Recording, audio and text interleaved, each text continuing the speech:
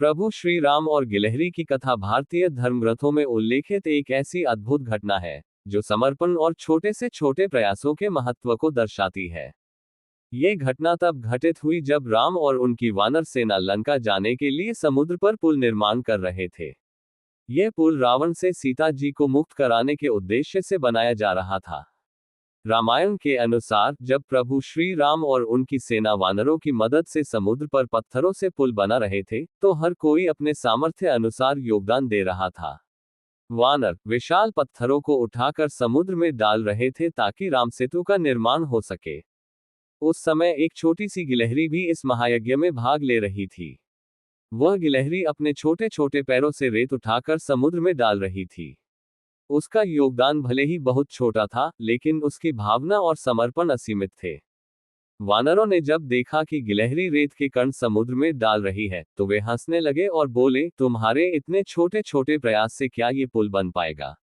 वानरों को ये देखकर हंसी आ रही थी कि इतने विशाल पत्थरों के बीच एक छोटी गिलहरी रेत डाल रही है। परंतु गिलहरी बिना रुके अपने काम में लगी रही।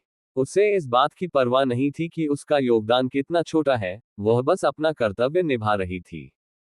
ये सब देखते हुए प्रभु श्री राम गिलहरी की समर्पित भावना से अत्यधिक प्रसन्न हुए। उन्होंने गिलहरी को अपने हाथों से उठाया और उसकी पीठ पर स्नेहपूर्वक हाथ फेरते हुए आशीर्वाद दिया।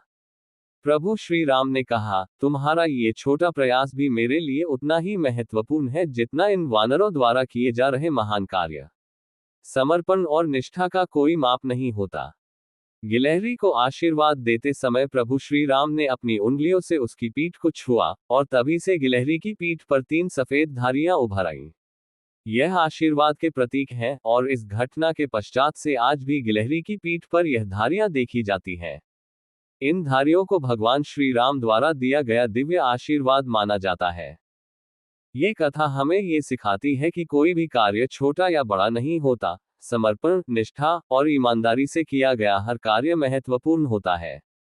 गिलहरी ने ये सिद्ध कर दिया कि छोटी छोटी कोशिशें भी बड़े उद्देश्यों की पूर्ति में अहम भूमिका निभा सकती हैं। इस घटना में गिलहरी का योगदान चाहे जितना भी छोटा हो, लेकिन उसकी भावना ने उसे बड़ा बना दिया।